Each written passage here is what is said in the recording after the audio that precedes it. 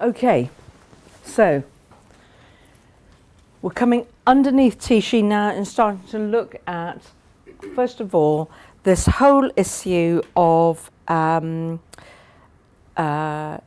stakeholders. So Ottaway, there are lots of different classifications. I've just chosen this one because actually I think it's quite memorable. But public sector change isn't as straightforward as the private sector, because if you're running a big hospital or a complex community service, there are going to be lots of different people who have a shout on what the change programme should be, what's its primary objective, what are the timescales. So we've got, I think, Ottaway's sort of neat way of starting to codify who's in it and what's their leverage on the situation and who we got to take into account. And the reason we're doing this is to map out a political strategy, a political management strategy. Okay, so the triangulation here is that I can differentiate policy makers from policy takers from policy moderators. Now those words are very important because they already start signalling different power systems. Yes? So if I try and think about all the people that may have a shout in our change programme in a sort of triangulated manner. Oh, I've got dead pens again. Oh my goodness. Flip chart marker, can't use that one. We've got policy makers. So out of those, for instance, I've chosen the government. I've chosen Parliament.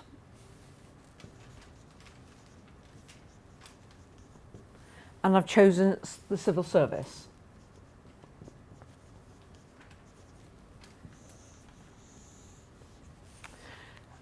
Do they all say the same things?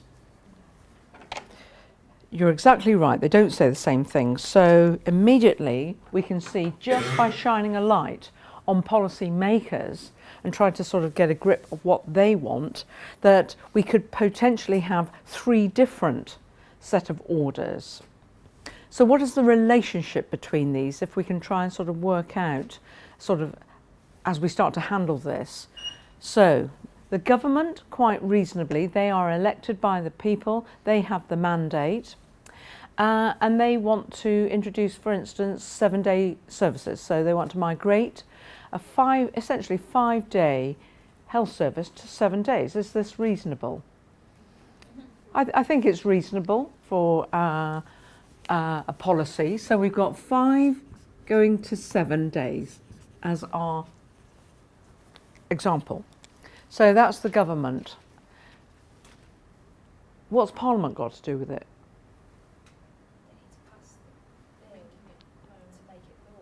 Exactly. Yes, the government can't just say we're going to do this. They have to do it within some sort of mandate.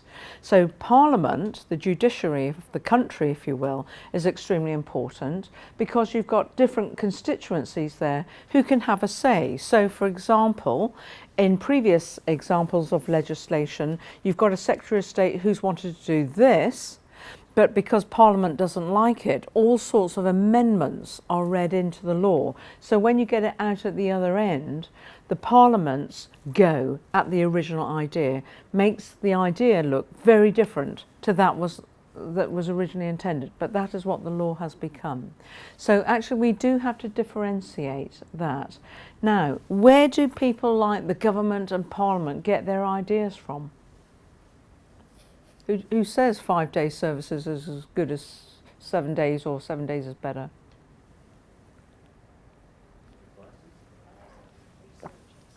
I've got a whole raft of advisors, researchers that are pushing pieces of information at these constituencies, creating, if you will, some sort of consensus within about perhaps this is a good idea or not.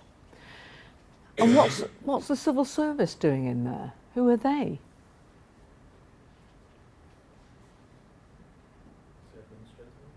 It's the administrative arm. The Constitution is that politicians are voted in, they have the mandate, and they create the legislative framework to and imperatives for public services.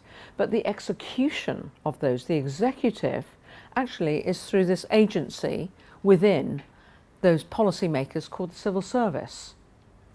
Now, is it an automatic assumption for something quite simple and appealing as moving from 5 to 7 days to assume that these three are all going to be in the same place? I think that's a reasonable, correct way of looking at it. So immediately, if I'm the change agent in a local service, how do I get a fix on what policymakers want?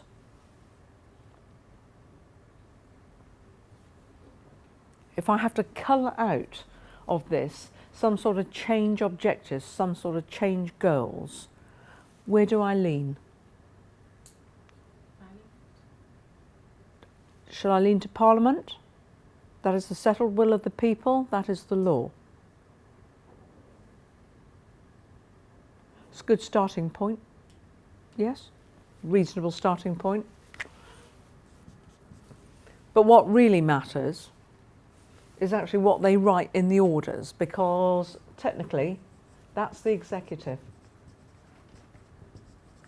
So those guys will have taken the law and they will have worked out what is affordable, what is sensible. So the immediate first cut on pacing. So a minister will say, I'll have it all by Christmas. But the executive, who are much more experienced at these things, will work out, well, how much money is this going to cost? Have we got that money? And if we haven't, can we get some from the Treasury? So they might get some or none. And they'll work out some sort of reasonable pacing strategy. So this is important, but actually this is likely to help me more as a change agent, because they will start to do some of the pacing work, because the pacing will be on money and the art of the possible. Very experienced crew, they'll know broadly what is it that the service can cope with. Okay, that's why there is always a tension in policy makers' analysis, because the government want everything cost neutral yesterday. Who wouldn't? Easy to say the big ideas, easy to articulate, but actually you have to take into account the settled will of the people, that's through Parliament, and the executive will pace exactly what is possible, because there will be money. Okay? Can I just ask, the think tanks that advise policymakers, would they be considered part of the strategic apex or part of the technical structure? In this dimension, all the advisors, actually if we put probably the techno structure and separately out with special advisors, because all governments have SPADs, which are the special advisors, and these will be subject technical specialists, and they will kind of like pump up the ideas. They're political, so they will sort of lean centre right, centre left, whatever. And so there's lots of forces creating ideas and sort of shifts, etc. here. And that's not necessarily what this lot say. But if I'm a change agent locally and I'm trying to map out now the politics of change and map out a sort of political management strategy, I'm going to really understand this, okay? Because these are the executive. They're also there for the duration. That lot are gone in 5 minutes, really, if I was being crude, okay? So that's policy makers. So they make the policy. And then there are policy takers.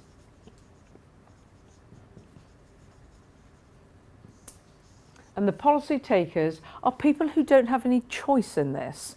So do you remember when we looked at this earlier? There are those in the line of sight of the authoritative arm of the state. So I've got people like senior and middle managers, the sort of team leaders, people in the line. So we might say these issue an executive, and there are going to be folks, now I'm using Mintzberg's language now, strategic apex in the midline, and those that run the operating core. These people have no choices. There is a line of sight, a line of authority going back to Parliament with that piece of legislation. So they are policy takers. So if I understand this, I understand a lot of what trims and contains, what policy takers can do. Okay? But certainly, if I am a top civil servant, my assumption is those policy takers will take my orders and implement them like what I've said over that timescale with that envelope of money. So there is some sort of intimate connection here. Okay, so that's where I'm looking. These are policy takers. So, in an NHS trust then, would your chief executive, because they don't have a choice, so actually... Chief execs have no choices, Right. exactly. So... Remember, a chief executive is an officer of the state. Yeah, so... maybe I'm understanding this wrong, but the strategic apex is about pushing the direction of the organisation. That's right, they formulate the plans. But actually, you chief executive and your board would sit in that strategic apex of an NHS organisation because they are taking the directives and Yes. running with them. Yeah, so your board, So even though you have no choice, but you have to form the plans. to implement them. yes, Yeah. and you can see that in effect you could describe the board at Imperial, the chief exec, they are the personification of the state locally. They are the officers of the state under law. And of course, civil servants in Whitehall have not got a clue what happens inside Imperial or any other trust. They require some sort of extended executive arm that actually is capable of receiving these instructions, interpreting and basically saying, yes, this won't work here because of, but you've got this bit of latitude to do these things, for instance. Yeah. Different are policy moderators. So I've got these folk that I have called policy moderators. Now, this is where Crozier's analysis is very, very helpful to us. Because in these moderators, I've got, the workers, basically, the people who do the job, the people who have to enact the change. I've got trade unions, the collectivised force of the workers who may negotiate for slight sort of different constraints to the change, and I've got professional bodies and others. Now, if this was an army, do you remember, go back to General Jackson and our army example? Okay, so I've got a line of sight. Those soldiers, they don't have that, but those soldiers, basically, they do what they're told. It's an absolute clean line. But do you remember, I started to differentiate professional organisation, things like the health service, they're stuff full of professionals. So the workers have a view, but that view counts. Unlike an army soldier who has a view, but it doesn't necessarily count in the kind of force and potency that can derail a change programme, for instance, compared to a surgeon or a midwife. Yes? So actually, these people have power that is out with the formal power structure. And it was Crozier all those years ago that helped illuminate this whole system of a power structure within a formal power structure. So Ottaway is helpful in that we now start to shine a light on these folks, and have they got any leverage in the system to basically renegotiate, change the parameters of the change, or block it, don't even implement it, just not having it. Okay, so what gives the surgeons the ability to say, 5 days going to 7 days services? Yes, we agree with that in principle, but only in these 3 cases. In these specialties, for instance, neurosurgery, trauma and orthopaedic surgery, cardiac surgery. The rest, that can stay 5 days. Have they got any leverage? How have they got that leverage? Because they have an expert system. They know about these things. And they have knowledge that the executive doesn't have. They, as experts in a professional organisation, actually have power and expertise that outranks this, because actually all of this is dependent on them as the workers, and they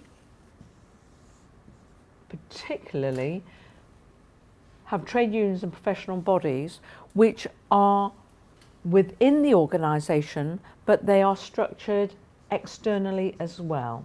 So if you've got a surgeon, they're a member of the British Medical Association, trade union, but they're a member of the Royal College of Surgeons, professional body, yes? They have to be for, the trade. And those are organisations respected in law nationally. So actually these guys can say, well, you can do all you like, but this is what we're going to do.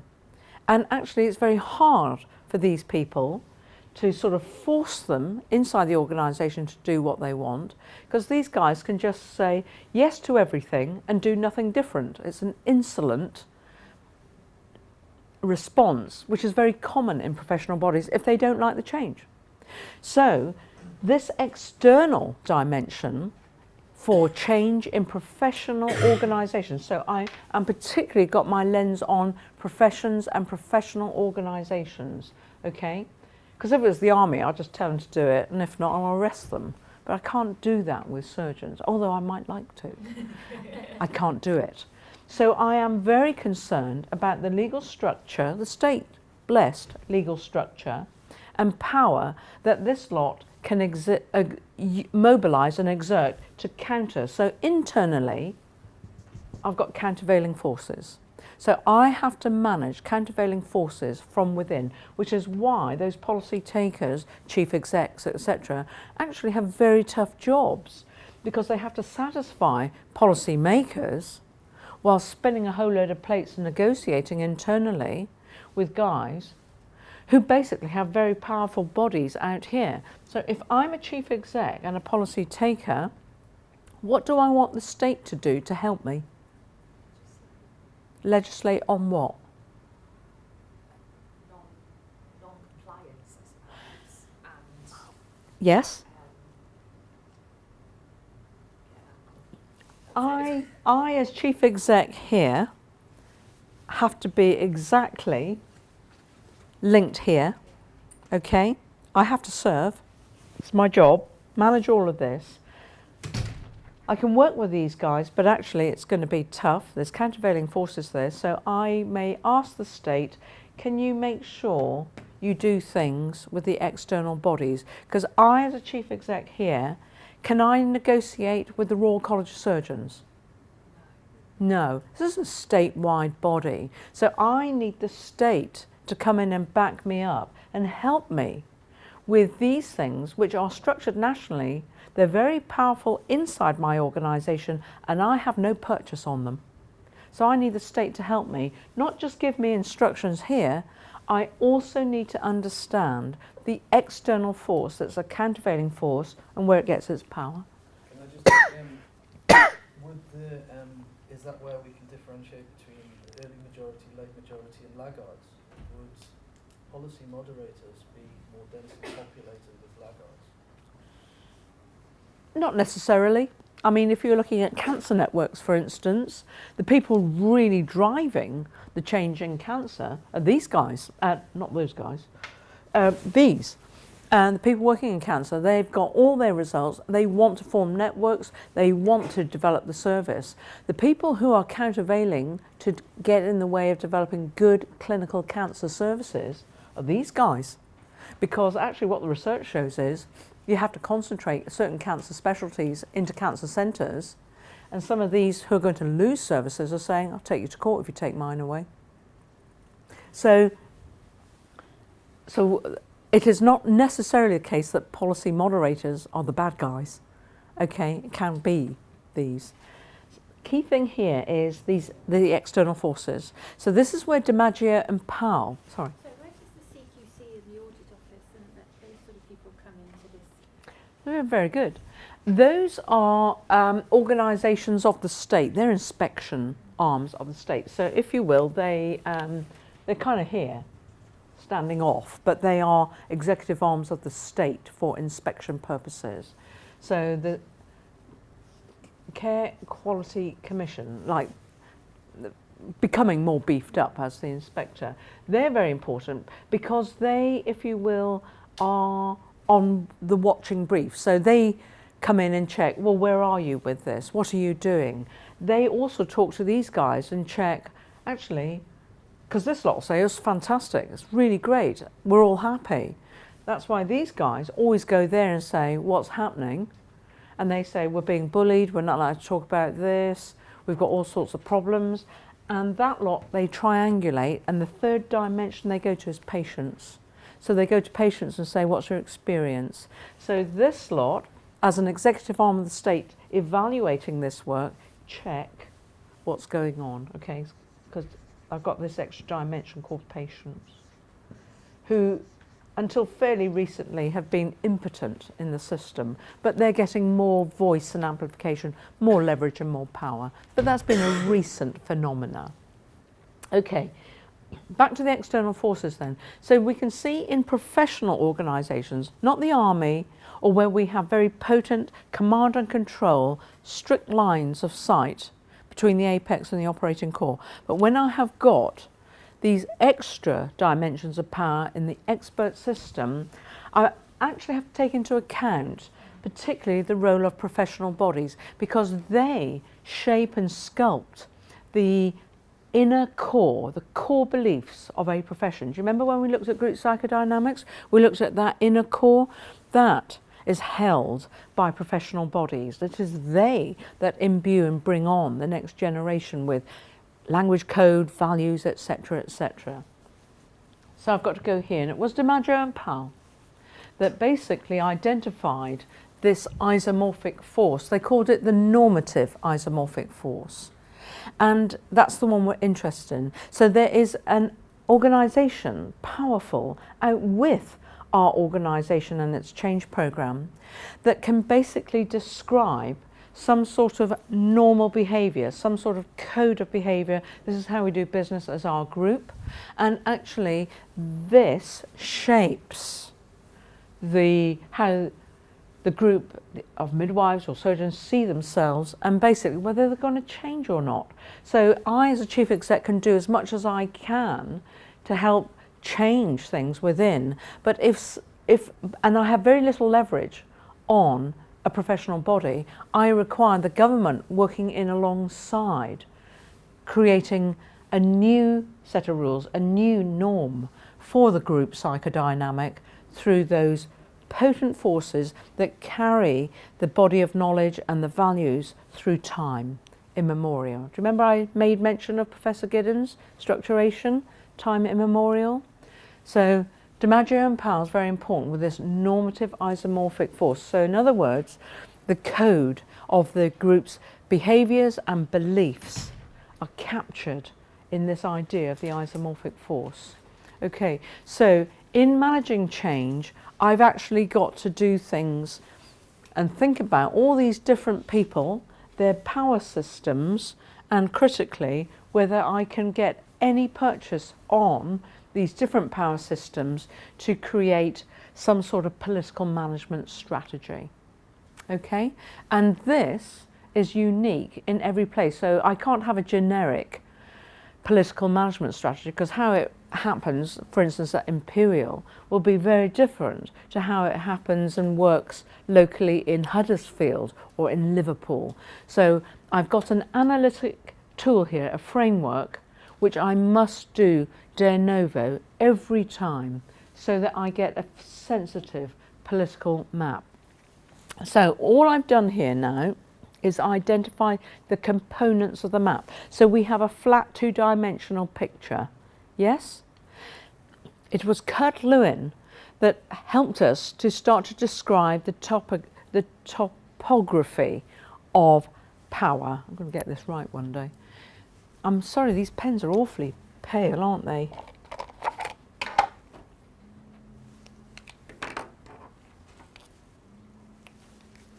Right. So Kurt Lewin basically started to describe something, this is Lewin, force field analysis. And in the force field analysis, we take our stakeholder map, our two-dimensional map that we've identified with the help of Ottaway or any other classification, but I need clarity. And I start to think about, crudely, who is for the change and will help me, and who is against this change and is actually going to put roadblocks in the way for me. So I can start to identify a group that might be, for instance, let's say the Royal College of Surgeons. They're positive, they're powerful, but they're weakly positive. But I've got others who might be very, very positive. For instance, let's call these nurses. Okay, so they're very positive. So I go through the map and I'm looking at who is positive and who is against me, and I'm getting an idea of scale. I'm then getting an idea of relationships, because what we know from power strategies and negotiation strategies is if you can isolate the power blocks and keep them separate, it is much more manageable when you're looking at political management. Your big problem comes is when they're talking to each other and they form an alliance. So I'm very interested in who's talking to each other and are they forming alliances. Now they can form alliances. I'm just concerned if they are important alliances and it forms a massive power block which could derail me. As I've drawn it there, that's actually quite helpful. That is the Royal College of Surgeons, weakly positive, but they're not going to hurt me. And nurses, big power block there, and they're going to run with me. So actually, I'm going to call this the implementation of the Francis report in surgical services. Okay? Broadly, it's going to run with me. And they're like, I don't particularly worry about that. What I'm really worried about is all the countervailing forces that are running against me. So I use Ottaway's classification to go through a very detailed stakeholder map to start to map through and scale the potential threat to my change programme of all the countervailing forces. And I particularly am interested in countervailing forces that link up. Why is that? Power in numbers, I guess. Power in the numbers. You can see why it's quite useful, because suddenly I get a real sense of I haven't got a prayer actually, or this could go somewhere, provided, so I map my political and negotiating strategy, which in this case would be isolate, create an isolation, break those bonds, number one strategy. Number two strategy is reduce. So number one strategy, break those bonds. Break into the tectonic plate. Next strategy, reduce. Third strategy, keep that lot going. Because the problem with this is it's very dynamic.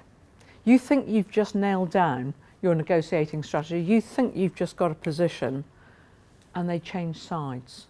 Okay, so you cannot assume they'll stay with you. So you have to have a positive management strategy that keeps them positive and keeps growing positive while you break bonds, stop alliances as best you can, and negotiate away, basically reducing the amount of friction in the system that can be running against you.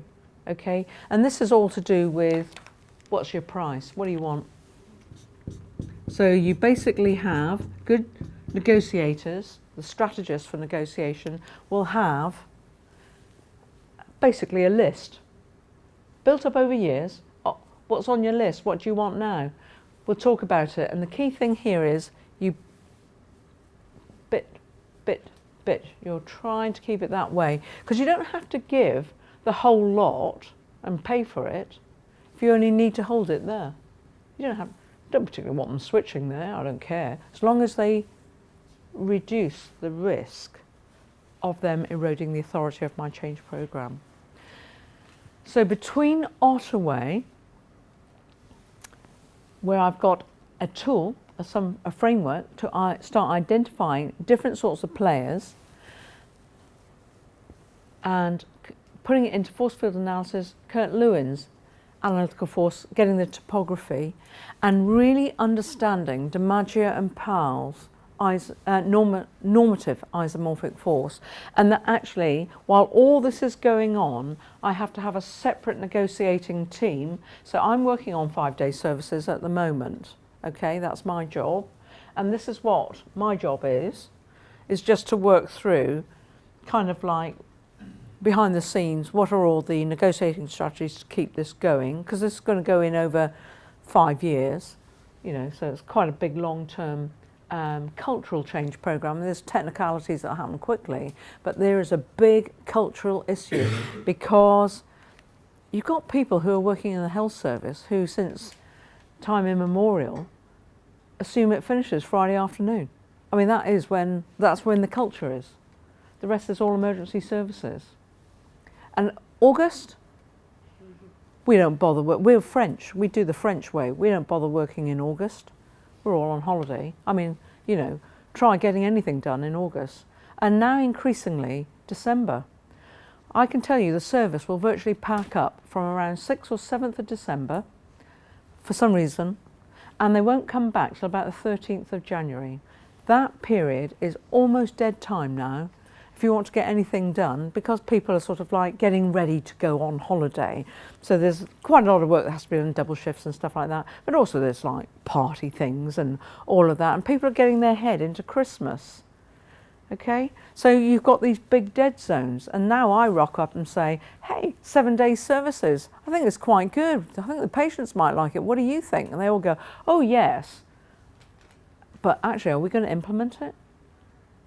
We'll have to say yes, because we'll actually get sacked if you don't. But basically, is it what we want to do? So that's the job, is to start to work this out. But there's a whole set of teams working just here with the Royal Colleges and the trade unions nationally, specialist teams, just working through over 5 years what's got to give, a little bit more here, a little bit more there, and actually creating, amongst the Royal Colleges particularly, a new kind of culture, a new language which says, this is what we do, this is what being a professional is, this is part of our being. Okay, not there yet, but it will be. Okay, they're at the moment quite sympathetic. But you would say that while you're opening negotiations, wouldn't you? So we've got Ottaway, Lewin, DiMaggio and Powell, and then I'm going to start to map in underneath this all the high impact HR practices as I start my change procedure.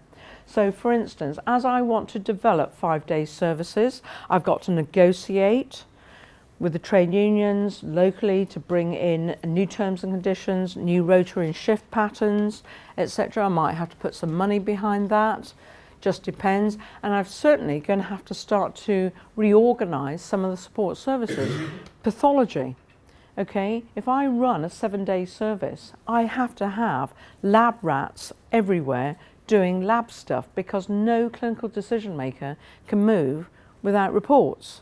So it's no good having surgeons in, nurses in, but not the labs. So the lab folk are rate limiting steps, so I have to have a strategy for them. But they've got a separate change programme, which is they're capitalising anyway and going to hub and spoke system, a la the Carter report. So I've got to marry that change programme in with this. And that's very common in organisations now, is that you see change programmes initiated somewhere else running into yours. So you've got to have some sort of meshing device that doesn't erode the authority of one while you're bringing in another change programme. And that quite often you see is the derailing effect, is you've got a whole one set of an organisation still implementing a change programme from something else, perfectly legitimately, but it's now getting in the way of implementing this one. So I need some mechanism, some sort of clearinghouse where these are brought together and glued together. So it's sort of complementary. So that's where these change agents become extremely important. They start to do the technical components, the mapping, starting to think about the negotiating strategies, starting to stitch different change programs together. And then I have my organisational development and HR specialists in the team that are thinking about new job descriptions, new rota and shift, new job design. And I have my cultural experts who come in and bring in an action learning set, let's call this a clinical network thing, and actually start to create a different sort of learning environment where the practitioners, one day a week or whatever the cycle time is, are brought into some sort of learning event. They're looking at audit results and they're starting to look at how they improve their practice. Let's try and create perhaps an action learning set. Meanwhile, underneath it, I've got a force for change working nationally with my professional bodies, and I've got a tracker team working locally that's complementing things locally about sort of helping the professional body not get in the way of my local change and my local progress. Okay, so back to Tichy. So are you happy? Can I move off this? This is Ottaway, the classification. There's a reference in the reading pack. Tichy, technical, cultural and political, and underpinning it, we've been using Ottaway, Lewin and DiMaggio and Powell and the force field analysis that in some way is creating the underpinning force for change. Remember what Tichy said? Technically, most change programs are fine and they work. It's not a problem. Where it goes wrong, where the change program is eroded, is the cultural dimension and the political dimension. So this is where we have to put our sight line in and actually understand what we're doing here. Okay, now this is really important for when I see you week after next, because when we start to look at the special condition of strategic change in multi-agency environments, we're looking at Pollitt's analysis. This is complex in just one organisation. Now try doing it and synchronising across a local authority, a health service, and a police force, for instance, when I'm looking at multi-agency children's services with child protection. So is it, I think, not unreasonable, actually, that there's sometimes a mess up in children's services and children die as a result. You know, the failure of multi-agency and children who are in at-risk families are not taken out of at-risk families and end up being murdered. And there's always an inquiry in a Hooley. But what Pollitt is able to show is multi-agency change programs are extremely difficult and complex. And all we have done in our analysis is looked at one organisation and its change process. So the next time I have to do this with lots of organisations being lined up. So that is the difference between single agency change and multiple agency change. Okay, so differentiate the two. So are you still with me? Yeah. So if we go back then to the slide set that we had with Tichy,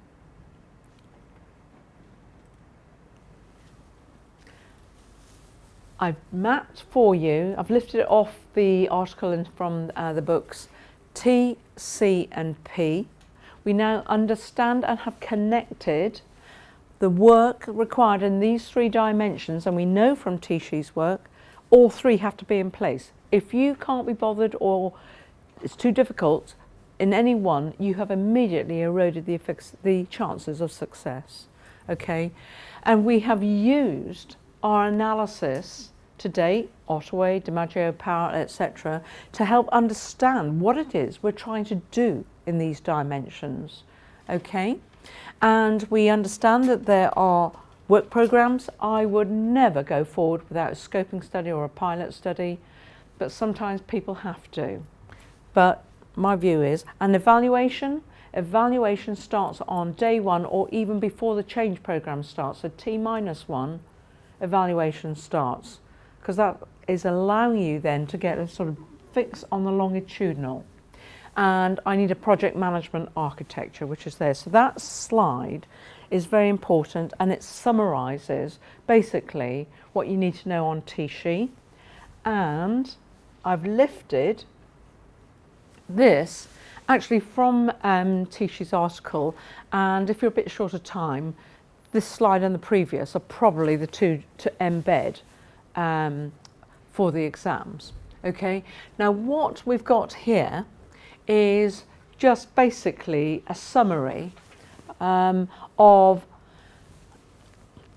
the technical, cultural and political systems, the kinds of issues and questions that need to be unpacked and developed, cut by mission and strategy, the tasks, the jobs, what is it you're trying to do, the prescribed networks where you get some leverage for this change program, the kinds of people that you're aiming at, the processes, and kind of the emergent networks described in the dimensions of our previous analysis. Okay, so it's a big summary. So it does take a little bit of time, I think, for you to basically just sit down and concentrate. And I would spend probably 1 or 2 hours on these 2 slides, just really understanding what is it they're saying and what is it that actually, how does it all connect up within the slide set, but actually out with the other pieces of analysis we've looked at. Okay, because Tishi is in effect a synthetic device as well, starting to bring everything home now and starting to apply the new knowledges that we developed in Pillar 1 and Pillar 2. Okay? Okay, so do you think Tishi's quite good? What do you think? Well, I'm telling you it's quite good, so it is quite good. And the importance of it is this: it's got a longitudinal lens on it, number 1. And number 2, critically, I think what Tishi's understood because of that longitudinal design and that longitudinal lens is these very long-term change programs that are around cultures and around politics. Now, if I put to one side the technical aspects of change, which in the main are straightforward, they're just jobs that have to be done, in the main defined by the sequence of change and the law. And just go back and have another look at culture, and critically tied up with groups, group identity, and our individual needs for belonging. All right, do you remember Maslow, column 3? All tied through. There is an extra dimension of analysis that we must mention here, associated with cultures, particularly in multicultural, multinational dimensions. Okay? Because all this research and all this analysis was done in the United States. So you might reasonably hypothesize that the United States is a pretty big country, and organisations that exist in the United States basically operate there and they don't operate anywhere else, so that's all fine. It's just we've now beggar borrowed this over, and we're in Western Europe, and we might reasonably hypothesise that most of the things that work in America will work in Western Europe. And it was Hofstede. Now there are problems with the methodology that Hofstede used, but Hofstede has never been bettered, so we might as well use it, but we accept some of the limitations in his methodology. It was Hofstede that started to question this assumption that we could just read over. And it was Hofstede that devised a set of research programs using something a bit like Tannenbaum, the gradient and power distances. And he mapped basically issues of culture and power distances, identified issues of culture using power distances, to look at, could we define different sorts of countries that would react to cultural change programs in a slightly different way? So in other words, our topography actually has to be sensitized for a multinational environment. And what he found, have you managed to go to the Hofstede monograph yet? There's a very good diagram where he's able to show clusters of countries and different sorts of power distances. And actually it's very, very helpful, because what he's saying is, in certain cultures in the East, for instance, so China, Japan, Korea, etc., that actually they have very strong rules about filial piety, the Confucian ethic, and basically respect for the elders, which I think is breaking down now, but basically there is quite a big power distance. So certain things that you could think of doing if you were Glaxo in Europe and the United States, you simply cannot do in Singapore and Japan. You have to do something different, and that's the importance of Hofstede's work, because he was able to map a way of understanding these cultural differences in a way that we can understand and use, so that actually the Far East have certain rules and cultures that we cannot erode. Scandinavia, the Scandinavians, so the Norwegians, the Dutch, the Finns and the Swedes, they have certain norms and how they behave, and quite open cultures, quite respectful but flat power structures, and certain things that you can do there that you haven't got a prayer of doing if you're in Samsung and you're in Korea. Okay?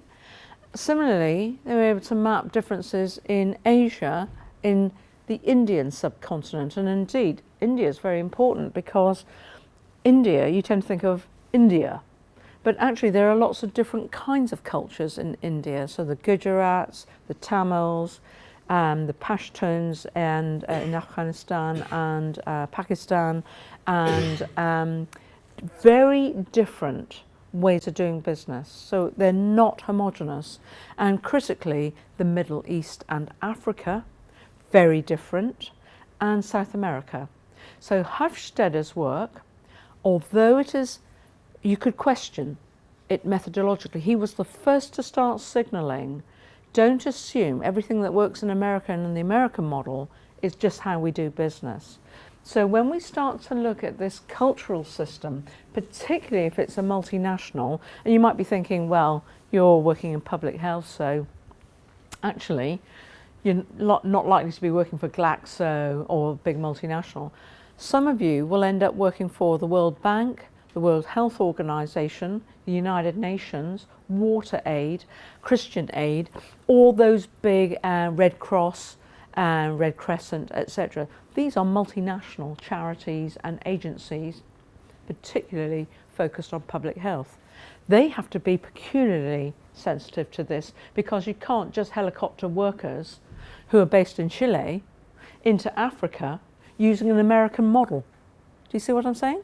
So in other words, Hofstede's work is really important because it has opened up and sensitized this whole issue of cultural norms and given us a lot more sort of food for thought in how we shape our cultural programme. So therefore I can't give you a generic cultural programme. I can tell you it's about learning. I can tell you it's about some sort of reprogramming the inner core and the identity. It's something about handling the key opinion formers. And I know I've got to do something that's very specific if it's broadly a Spanish company, Spanish speaking, all from South America, and they're running right around the whole of the world in the Spanish speaking domain, but that will just bomb if you take it up into Norway. Okay, so I have now got an extra dimension to start to take into account for my cultural programme. Similarly, I've got to start to think about underneath this, not just Ottaway's classification of stakeholders that allows me to do the topography of power using Kurt Lewin's force field analysis that is allowing me to look at my negotiating strategy and mapping a political management programme. I haven't yet put across this the leadership style. Now, why we have to look at leadership styles is leadership, the authenticity and the currency of leadership styles actually is culturally specific. So I need to understand the cultural problems and dimensions to be taken into account, but also that our leadership style absolutely rests on an understanding of power, because leadership is about the mobilization of power. So I need to have different sorts of leadership models up my sleeve when I've got different leadership problems and power dimensions, plus this added dimension and complexity of cultures. Okay, so are we ready for this final piece where I introduce first shots, the leadership dimension of the problem now? So I'm going through looking at lots of different dimensions. Happy with that? I'm going to come back and we're going to do the detailing on leadership next time. So I'm just going to introduce the nomenclature and the ideas. I'm going to tie them back through to Weber and we'll leave it there. What you must do, this is not the point to slip your reading, okay? So you've got to spend next week, you can get up late, sure, but you've got to spend next week, because we're virtually at the end of the course, and I'm getting very worried now. I get very gypped by the end of the course. You'll have to get over it with me. So next time I see you, I want to look at leadership, this whole issue of the change agents and agencies with a leadership lens, and how we mobilise that HRM high impact bundle, and start to think about these complex change programmes. Okay, going back and picking up Hofstede. So this is where in your reading pack it becomes very dense, and because there's monographs in there on cultural change, Ottaway, leadership, and I have put some difficult reading in there, Professor Story's monographs in there. Be very patient with it. It's all good stuff, but it's very dense. Now, Professor Story's monograph and Gary Euchel's monograph. Actually, can I suggest you read Professor Euchel's monograph first, then read Professor Story, okay? Euchel is easier. So if we read Gary Euchel's monograph, Gary Euchel has done a really good job for us. He's been around all the theories and done an essay for us and brought it together in one chapter. Neat.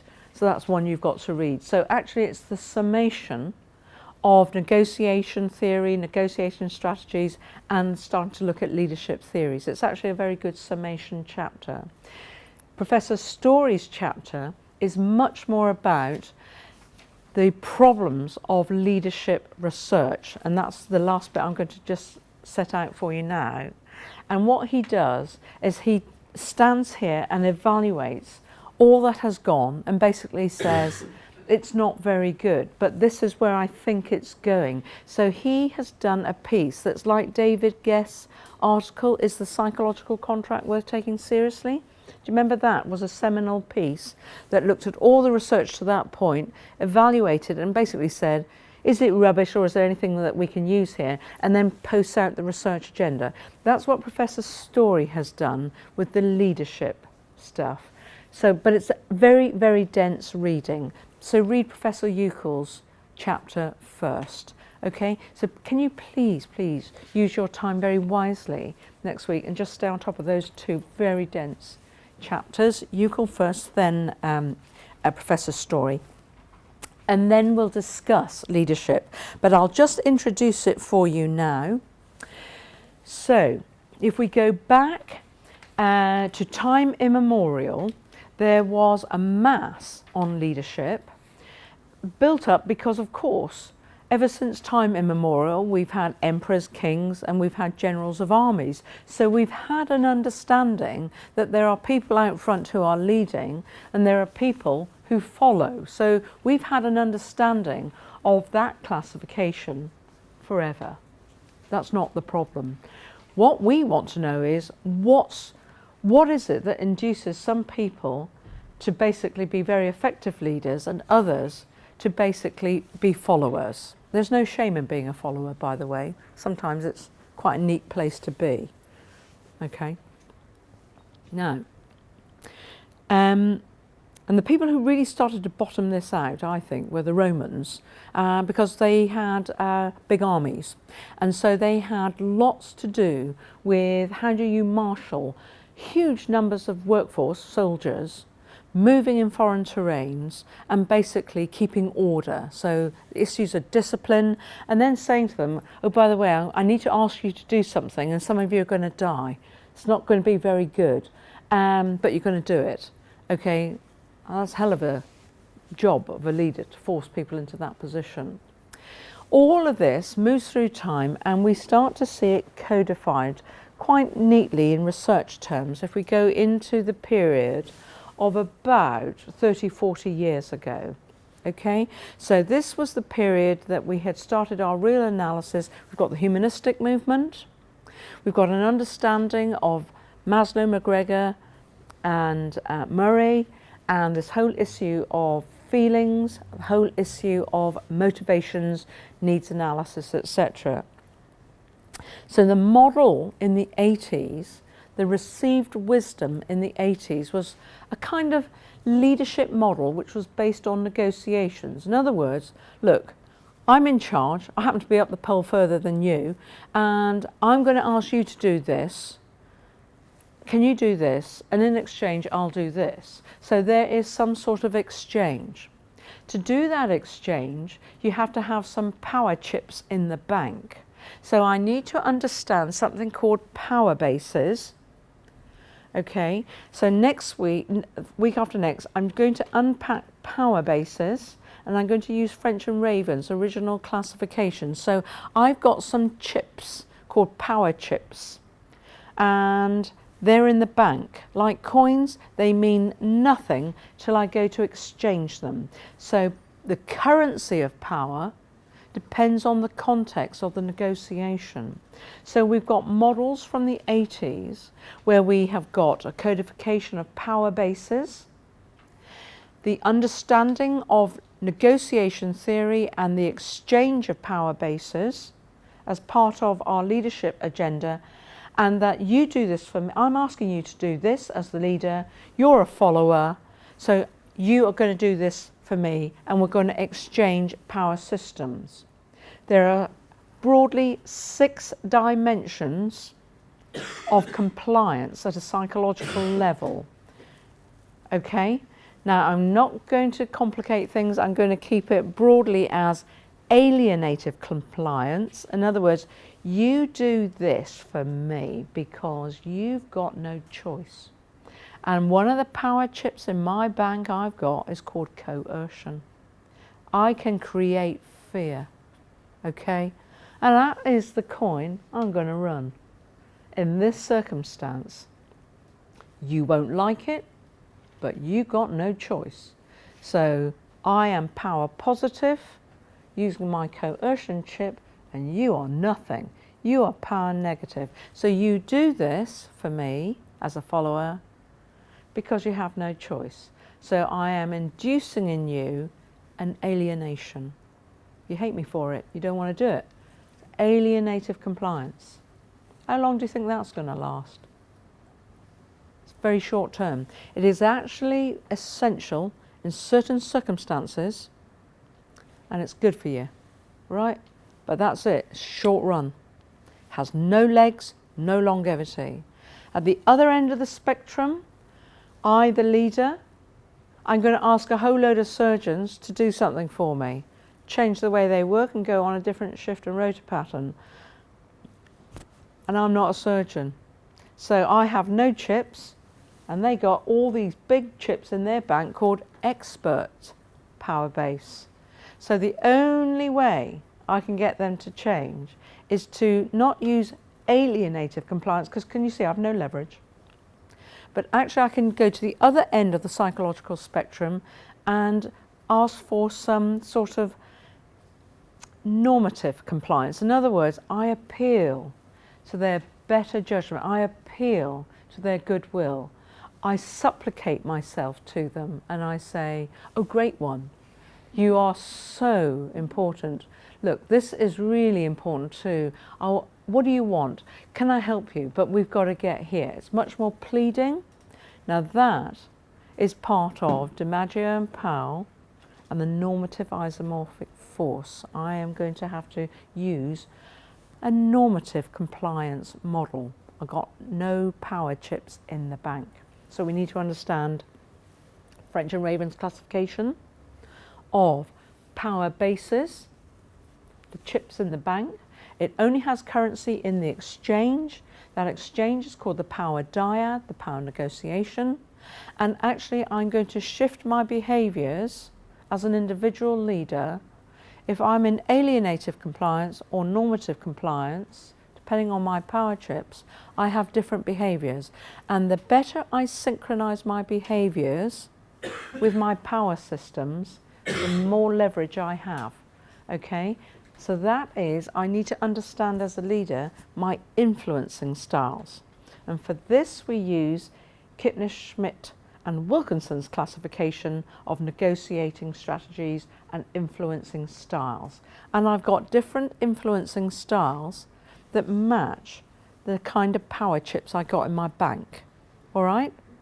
So when I come to negotiate in the 80s, this is a transaction, so it's known as a transactional leadership style. Transactional leadership style. So in other words, it's an exchange. This was displaced and seen as very old hat and very irrelevant in the 90s and the early 21st century, when we started to see, we lionized leaders. It became much more heroic. You know, leader out front, Joan of Arc, the personification of all leadership. So we all follow this person because of what kind of authority? Charismatic authority. So there's a shift and an over-reliance on charismatic authority. Okay, the cult of the personality. Now what does that also induce a risk of, the cult of the personality? Groupthink. I'm really scared now. Over-reliant on charismatic authority, over-reliant with the risk of groupthink and all of that. So, but this was the currency, and that got mixed up with the from transactional leadership style to something called transformational leadership style. And transformational leadership style is perfectly legitimate, and it's quite good. It's about creating a vision, and it's about working with the cultural dimension of the organisation and shifting over time to a different place. However, in its execution, all of the theoretical constructs of transformational leadership style has got a bit complicated with an over-reliance on charismatic authority, and all that stuff we don't want. Okay, so next week we've got to understand transactional leadership style and the exchange of power bases and influencing behaviours, and then we've got to look at transformational leadership style and distinguish it from over-reliance on charismatic authority. It's become a bit muddied.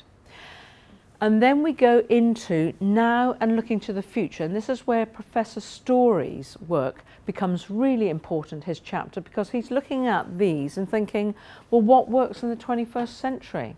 And he's looked at the evidence, and he is proposing something called the distributive leadership style, which I actually think's quite good, particularly in expert systems, because it's like a shoal of fish. You know, when you see a shoal of fish or sharks, not that you're in the sea with them, but you see them on the telly or in the aquarium, you've got like a mass of fish all moving together. And then 2 or 3 out at the front need a rest, because those out at the front take all the risks. So, and they also are going through the water, so they're bearing all the pressure. So once in a while, 2 or 3 of them will peel off from the front and they will go and rest in the back, and a new set of leaders will come forward. The thing is still moving in a synchronized fashion, and then they see like a great big fishing net or a big shark coming, and they all switch like a synchronized switch. Why are the fish swimming together like that, by the way? Safety in numbers. If you're a shark looking for a bit of dinner, you're going to go for a fish. If you see thousands of fish all moving like that, it's a bit more difficult. You might be put off, except some fish, big fish, are quite smart. They just open their mouth wider and they just sail through and eat the lot. So broadly, that is the idea with distributive leadership, is that I have a leadership system. So I might have 20 or 30 people, experts, who are all experts, and I create them in a banded network somehow. So we need to think about the cohesive force. And actually they act as a leadership system. So it's not a leader, it's a leadership system. And when they're tired, they are relieved, they go to the back, the next ones come through. So it is a self-perpetuating leadership system, sometimes called, in academic circles, distributive leadership model, or sometimes, a bit easier to remember, is a networked leadership system. But think like that shoal of fish, okay? Or you know, penguins, when you see them on the penguin film, you know how they all go like that together. Absolutely marvellous. So that is the leadership system. So I am rehabilitating transactional because it has a place. I am worried about transformational. I like transformational. I just don't want the risks of the over-reliance on charismatic authority. And I like this self-sustaining distributive model because it is the model that fits quite well networked expert systems. Yes? And actually, of course, I can use these as my learning networks for my cultural change program. Yes? So that's where we've got to focus. So just wrapping up, coming out of time now, is at the end of today, we've actually had a very, very loads of stuff, basically. So you've got to go away now and have a rest in your brains and then go back in. And I want you to look at the 2 slides for the T-sheet, right? Really get a grip of that. Have a look at Hofstede and the cultural map. Actually, I think it's really written well. It's just nice and easy to understand, actually, but there are problems with the methodology, but nevertheless it sensitises you to the issue of multicultural dimensions. And have a look at DiMaggio and Powell's monograph, and particularly the normative force. Now there is also what's called mimetic and coercive. Read them for completeness. The one that you would be expected to know, and the one that we are concerned about with the professions, is the normative force. All right? So that's where you focus, the normative force. And start to think about now pulling it together. So it's a big read, and when I see you again, I'm going to look at leadership, and I might just check if there's a leadership set on Keats. There should be, but I think it's been blinded off. The Euclid one. It's Euclid. Yes. Euclid's on there, right. Well, actually, as long as you've got Euclid, that's all right. So we're coming back for leadership, okay? And I'm going to have to assume you've read and understood everything, and if you haven't, we can spend the first half hour or so recapping and bringing it all together. But we've got to focus on leadership for change, and the leadership agenda in expert systems. And start to think about the complexity of multi-agency change.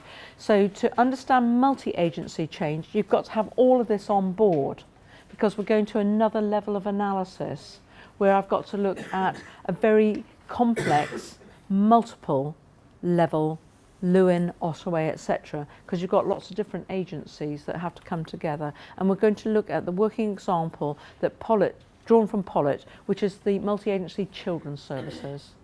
Okay, so children's, very complicated. And then in the last week, I'm going to go through the essays with you so you can make a wise choice. Okay, so you should start to think about what subject area you like. Where do you want to sort of just drop your sort of little pen as a specialist? Out of the 6, which are broadly Weber, Tannenbaum, Shine, Janus groupthink, Ottaway, more of that, and Pollitt, which is what we'll do next time. So I'll go through the essays, and I'll also bring past exam papers to show you the structure of the question, and then we'll go through how you do them and what's expected. And the questions are always in 2 parts, so I'll show you how to read them and then work out how you do your plan. And then how many do you do? 2 in 2 hours. That's the calibration. So writing for about 45 minutes. So therefore you can't write very much basically. So you've got to show everything you know in 45 minutes. All right? So please read, and then I'll see you in a fortnight. All right? You can ping me a note if you get stuck on anything. All right? UCL. Go UCL. UCL. UCL.